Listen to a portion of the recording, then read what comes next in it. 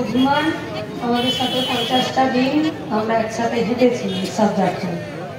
ও কি আর বলছে, ও এই ইনসাফ যাত্রায় 50টা দিন অক্লান্ত এক সৈনিকের মতো হেঁটেছে এবং আমাদের লড়াইকে সাধারণ মানুষের কাছে নিয়ে যাওয়ার জন্য এক মাধ্যম হিসাবে নিজেরা কাজ করেছে। সোশ্যাল মিডিয়া, হাড়োয়াতে মিটিং, ইনসাফ যাত্রা পায়ে হাঁটা শেষ হয়েছে। ইনসাফের দাবিতে যাত্রা কোনোদিন শেষ হতে পারে না।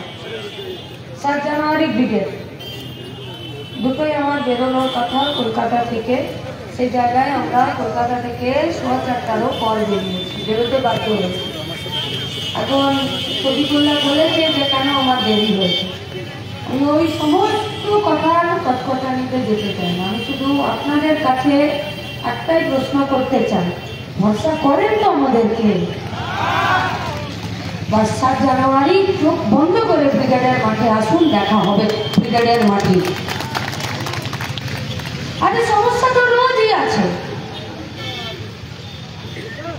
मान लीजिए एक बाप अपना 3 बेटों में से कौन सा चालाक बेटा था और कौन आगे का दिनों में पूरा परिवार का जिम्मेदारी संभाल पाएगा, इसके बारे में जब वो 3 बेटों में एक एग्जाम लिया और तीनों बेटों को बुलाकर बोले कि बेटा ये लो 100 रुपए और कुछ खरीद के ऐसा कुछ ले आओ कि पूरा घर भर जाए। तो बड़ा बेटा गया और बिचारी 100 रुपए का खरीद के लाया और पूरा घर में वो भर दिया, लेकिन घर तो भरा नहीं। 100 रुपए में कौन सा बिचारी मिलता है जो एक घर भर जाएगा। दूसरा बेटा बाजार गया और रुई खरीद के ले आया, তুলো কিনে নিয়ে এসে গোটা ঘরের মধ্যে ভরে দিল, কিন্তু ঘর ভরল না। ছোট বেটা গেল আর গিয়ে 1 টাকার একটা মোমবাতি আর 1 টাকার একটা মাচিস কিনে নিয়ে এসে ঘরের মাঝখানে মোমবাতিটা লাগিয়ে মাচিসটা জেলে মোমবাতিটা জ্বালিয়ে দিল আর গোটা ঘর আলোতে ভরে গেল। বাবার চোখ ছলছল করে উঠল, চকচক করে উঠল। কিন্তু 2 দাদা তারা বললো এবারটা নিশ্চয়ই তৃণমূলের থেকে কিছু শিখে এসেছে, আগে তুই বল। মেহনতি ক্ষেতমজুর মহিলা এরা প্রত্যেকে রাস্তায় দাঁড়িয়ে লড়াই করছে, কেন? ভোটের জন্য। अरे वोट तो लोग देते हैं, टैक्स का पैसा भी देते हैं। আর নুসরতের কাছ থেকে এটুকু আমরা আশা করি যে শুধু নিজের নামে ফ্ল্যাট কিনো না বাপু, আমাদের নামেও 2-4টা কিনে দিও। আর কিনে যদি না দাও অন্তত পক্ষে उस काबिल तो बना लो। पूछना मेरा हक है। जो सवाल नहीं पूछता वो कायर है, और जिसके दिमाग में, जिसका जहन में सवाल नहीं आता वो मूर्ख है, और जो सवाल पूछता है वो इंसान कहलाता है। তাই আমরা নিজেদেরকে বলেছি যে গোটা রাজ্যের মানুষ হিসাবে বেঁচে থাকার দাবিতে প্রশ্ন করবে, আর प्रश्न करते আসবেই ব্রিগেডের মাঠে। तृणमूल का जमाना में हम लोगों को फ्रेश एंड फेयर नौकरी मिलेगा, कोई भी है? अच्छा আপনারা ছেড়ে দিন, দূরে মাইকের আওয়াজ যাচ্ছে, কোন তৃণমূলের নেতা কর্মী, কোন চেলা চামুন্ডা এমনকি 5 পয়সা দিলে মানিক ভোট নিজের পয়সায় খাচ্ছেন না। ওর বাড়িতে ইলেকট্রিকের বিল আসছে না আর কয়েক মাস ধরে বেঁচে গেছে, মানে স্মার্ট মিটার বসিয়ে দিয়ে চলে যেত ওর বাড়িতে। হাসি মজাকের দিন নয়, থাকতে হয়।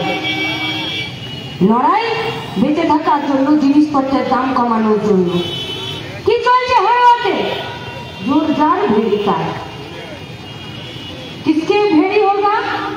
सरकार कुछ नहीं करेगा, कमेटी बना दिया है। किसको लेकर? तृणमूल का नेता, तृणमूल का मंत्री, तृणमूलेर খুচরো সব নেতাদেরকে নিয়ে কমিটি বানিয়ে দিয়েছে। পয়সা কোথায় আসবে? সরকারের ঘরে যাচ্ছে।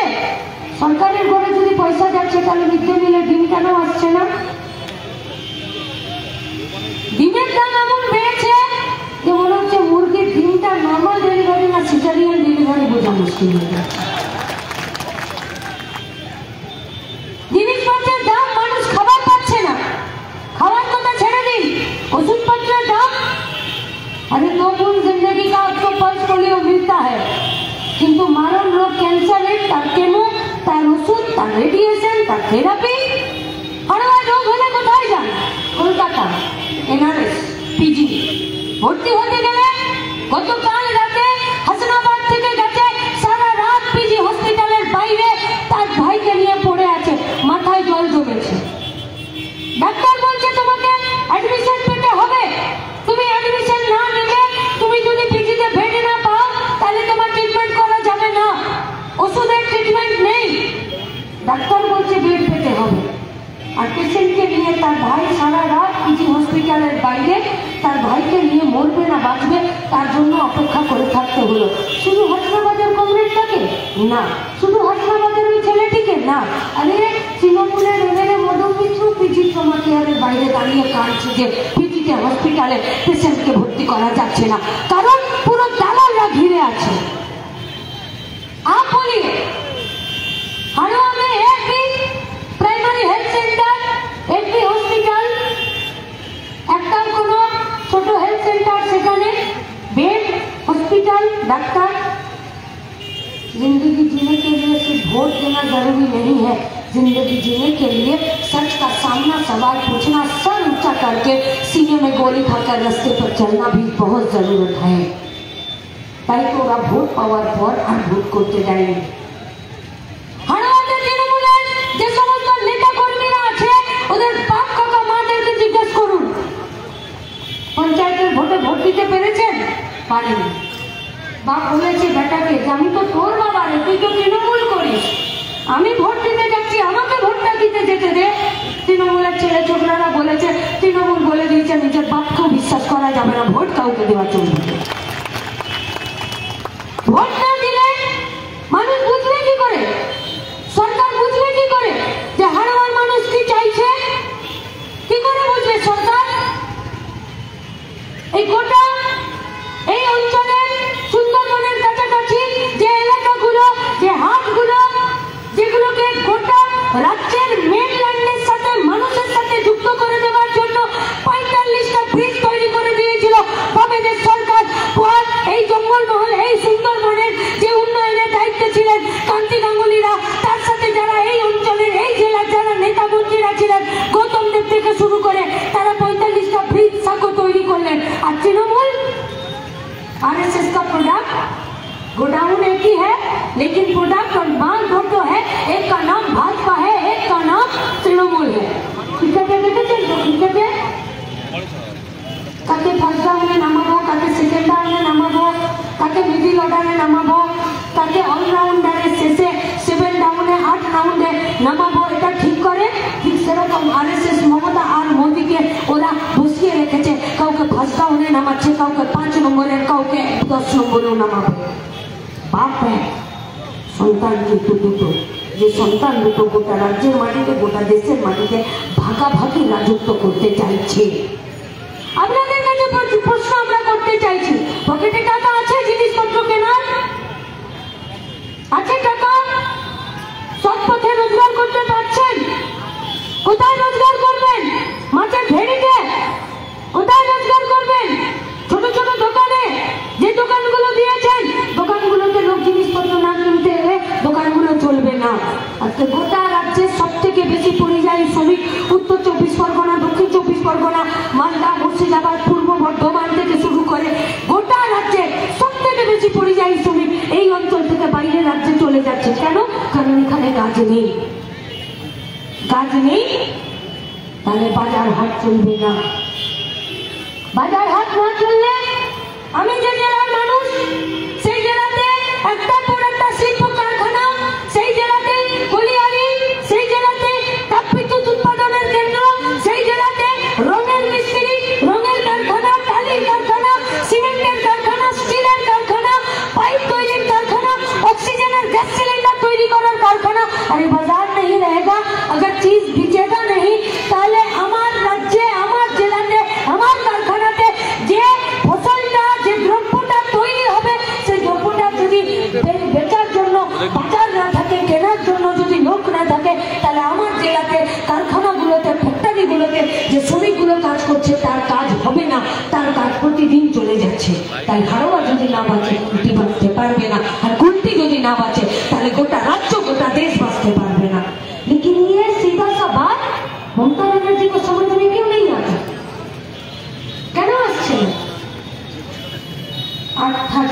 122টা স্কুলের গেটে তালা দেওয়ার জন্য নোটিশ পাঠিয়েছে, लेकिन नई सिरे से 21,000 মদের দোকান খোলার জন্য লাইসেন্স দিয়েছে। এটা একটা সরকারের রাজনীতি এবং দেশ ও রাজ্য পরিচালনা অভিমুখ হতে পারে না। লুট ছাড়া তৃণমূল কংগ্রেসের পার্টিটার কাছে সেকেন্ড কোনো एजेंडा ही नहीं। सिर्फ ऐसा बोलने से नहीं रहेगा कि ज्योतिप्रिय मल्लिक रेशনের চাল চুরি করেছে। কত চাল চুরি করেছে বাকিগুলোকে সাথে নিয়ে? 26,000 রেশন কার্ডে 26 লক্ষ রেশন কার্ডে 36 মাস ধরে 5 কিলো করে চাল 40 টাকা কিলো দরে बाजारे बेचेছে। अब आप हम लोगों को बोलिए 26 लाख राशन कार्ड का 5 किलो करके चावल কোন 26 লাখ মানুষ যারা 36 মাস ধরে রেশনের চাল দিতে গেল না? হারোয়ায় দিনে রাতে যারা সন্ত্রাসের আবহে এখানে মানুষকে কচুকাটা করে, আর পুলিশ তৃণমূলের সাথে এক অংশের পুলিশ তৃণমূলের সাথে গা ঘষাঘষি করে ঘুড়ি বাড়িয়ে জামার বোতাম লাগছে না, ভাবছে মমতা ব্যানার্জির চুরি নাচল এই পুলিশগুলোকে বাঁচিয়ে নেবে। আমরা আপনাদেরকেও বলে যাচ্ছি, সব কথা বলে পাবলিক। কে দিল এত লাখ লাখ রেশন কার্ড? কারণ রেশনের চাল ছাড়াতে গেল না। আর এই রেশনের চালটা প্রত্যেকটা রেশন কার্ডে খানা জবাটা হয়, যে খাবারের চালটা আসে, যে খাবারের ভাতটা আসে, এই চালটা চুরি করে একটা রাজ্যের মন্ত্রী যাকে মানুষ ভোট দিয়ে দিয়েছে, যার একটা ফোন ব্যবহারের জন্য আমি ট্যাক্সের টাকা দিই, যার একটা मंत्री बेतने जो मैं टैक्स टाका दी, जिस गाड़ी में पेट्रोल भरते हैं उस गाड़ी भी मेरा, पेट्रोल का पैसा भी मेरा, और गाड़ी का ऊपर जो लाल बत्ती साइरन बजाकर घूमता है उस बत्ती का चार्ज करने का पैसा भी मेरा। वो मंत्री मिड डे मिलेर बच्चार खाबारेर चाल चुरी करे और हॉस्पिटले जो पेशेंटटा मरे जाबे बोले एकटा ट्रिटमेंट निते जाए तार खाबारेर चालटा चुरी करे, और जेले पानी केस गांजा केस दिए যাদেরকে ধরে রেখেছে গোটা রাজ্যের মানুষদেরকে, তার সাথে কিছু চোর ছাচোর এই অনুব্রত পাঠ্যদের মতন তাদের খাবারের জন্য যে চালটা আসে সেই চালটাকে তারা বিক্রি করলো। पूछिए सवाल अपने आप से सवाल पूछिए। গোটা সরকারি সিস্টেমটা যদি একটা কোলাজ না হয়, গোটা সরকারি সিস্টেমটা যদি একসাথে হাতে হাত না মেলায়, তাহলে 36 মাস ধরে 26 লাখ রেশন কার্ডে 5 কিলো করে চাল 40 টাকা কিলো দরে বাজারে বিক্রি করা যায় না। কেন চুরি করতে হয়? কেন? কারণ এরা 21,000 কারখানা বন্ধ করেছে। কেন?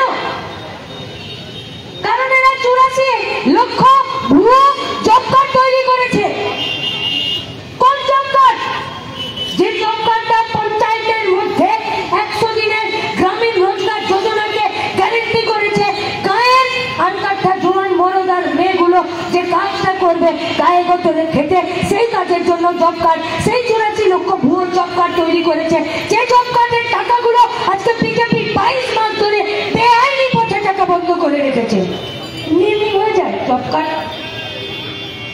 দুয়ারে সরকারে ফর্ম ফিল আপ করেছেন তো? নিশ্চিত করেছেন। একটা স্বাস্থ্যসাথী কার্ডের জন্য করেছেন, কখনো ঘরের জন্য করেছেন, কখনো রেশন কার্ডের জন্য করেছেন, কখনো একটা হ্যান্ডিক্যাপ সার্টিফিকেটের জন্য করেছেন। হাত উঠাकर বলিয়ে না যে দুয়ারে সরকারে একবার ফর্ম ফিল আপ করে একবারে একটা কাজ হাসিল করে নিয়েছেন।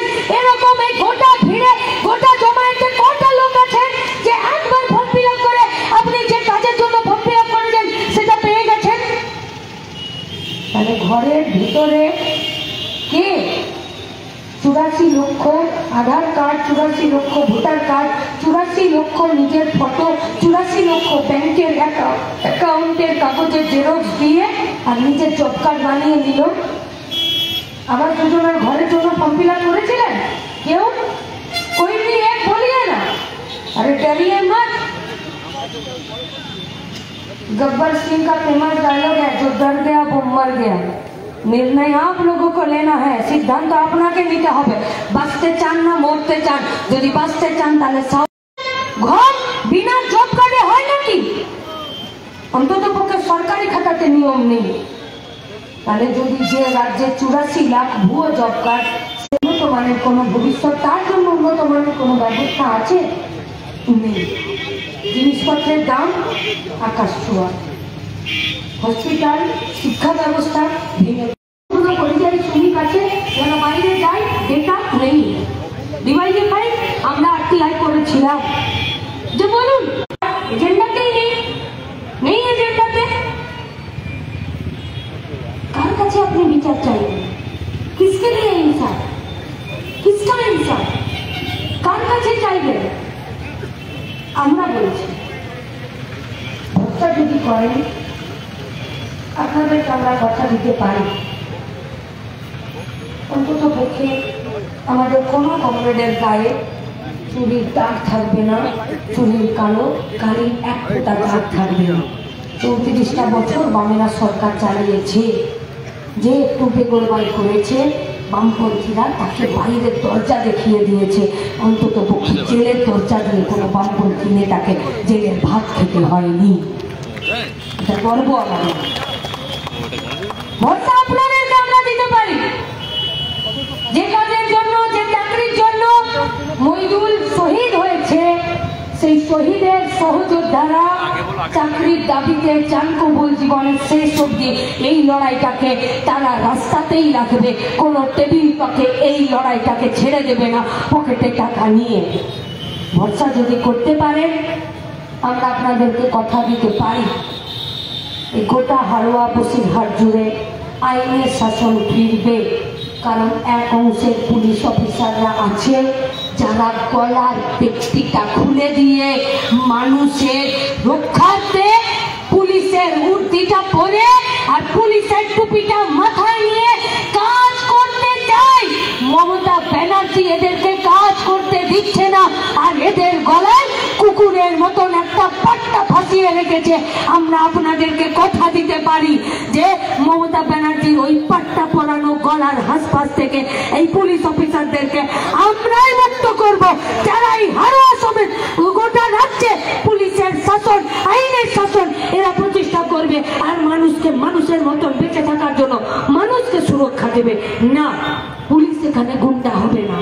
যদি আপনারা ভরসা করেন আপনাদেরকে আমরা কথা দিতে পারি, পঞ্চায়েতের চেয়ারে আমার কটা কমরেড বসে আছে সেটা ম্যাটার করবে না, কিন্তু পঞ্চায়েতের অফিসের বাইরে আপনি যদি আমার হাতটা ধরে দাঁড়িয়ে থাকেন আপনাকে কথা দিচ্ছি একটা জব কার্ডের টাকা আর একটা আবাস যোজনার ঘরের টাকা তৃণমূলকে মেরে খেতে দেব না। সবটার পাই টু পাই হিসাব এক একটা পঞ্চায়েতের বাইরে টাকা করাবো, আর তার দায়িত্ব পঞ্চায়েতের মন্ত্রীকে নিতে হবে। কিন্তু ভরসাটা আপনাদের আমাদের উপরে রাখতে হবে। মার খেতে জানি, মাথা ফাটিয়ে রক্ত ঝরঝর করে পড়ে যাওয়ার পর যখন মাথাতে স্টিচ করে তার ব্যথা কত হয় সেটা জানি। পুলিশের গালি, তৃণমূলের গালি, টানা 4 ঘন্টা থানাতে বসে বাপ মা তুলে যখন গাল দেয় সেই পরিস্থিতিতে মাজা সোজা রেখে মাথা ঠান্ডা রেখে লড়াইয়ের প্রতি খাটতে জানি। मिथ्ये अटेम्प्ट टू मर्डर केसेर झूठा मामला लेकर हर महीने कोर्ट का चक्कर लगाने भी जानते हैं। जेटा जानी ना सेटा हलो चोरदेरके मा कि आमादेर पायेर नीचे और माथार उपरे फुलेर पापड़ी छिलो ना। এটা আমাদের সাহসকে বাড়িয়েছে, কারণ গোটা রাজ্যের মানুষ दिल खोल कर उसका जिला में, उसका इलाके में, उसका गांव में, उसका शहरों में हम लोगों का वेलकम किए थे। সেই মানুষকে আমরা কথা দিয়ে এসেছি ব্রিগেডের মাঠ থেকে এক নতুন পশ্চিমবঙ্গের জন্য এক চাল কবুল লড়াইয়ের শপথ আমরা নেব, যে শপথ যে লড়াই করতে আমাদের বাপ কাকারা শিখিয়েছে। তাই স্বচ্ছ থেকেছি, ট্রান্সপারেন্ট থেকেছি। কি খেয়েছি 50টা দিন গোটা রাজ্যের মানুষ জানে। কোথায় রাত কাটিয়েছি গোটা রাজ্যের মানুষ জানে। চায়ের সাথে বিস্কুট ছিল না চায়ের সাথে চিনি ছিল না, গোটা রাজ্যের মানুষ জানে। কৌটো নামিয়ে দিয়েছি, হাত পেতে বাপ কাকা দাদা দিদিদের সামনে বলেছি 2 টাকা দিয়ে দাও দাদা, আমার ব্রিগেড আছে, আমাকে মইদুলের ঝান্ডা কিনতে হবে, কেউ ফিরিয়ে দেয়নি।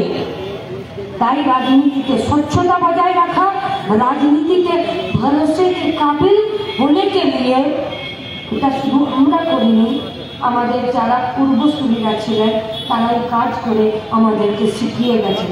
क्योंकि ये संगठन है भगत सिंह का, और भगत सिंह का यही बात था कि কে শাসন করলো তার থেকে বড় কথা হলো আমার থালাতে রুটি আর পেঁয়াজ হবে কিনা।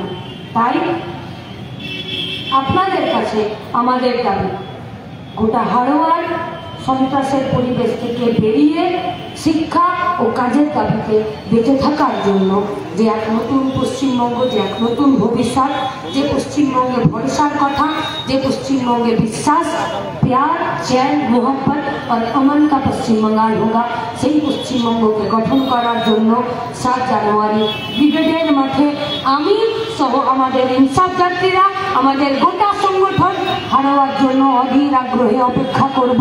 হাড়োয়া আসবে, মাইকের তার জুড়বে, স্লোগান শাউটিং শুরু হবে, হাড়োয়াকে নিয়েই ব্রিগেডের সমাবেশ হবে। আর নতুন পশ্চিমবঙ্গ গড়ে তোলার জন্য সন্ত্রাসের বীজকে মাটির নিচে दफन करने के लिए और एक बार হাড়োয়ার সাথে বিশ্বাসের পথ চলা শুরু করব। আসুন 7 জানুয়ারি দেখা হবে ব্রিগেডের মাঠে। ইনকালাব জিন্দাবাদ, ডিওয়াইএফআই জিন্দাবাদ।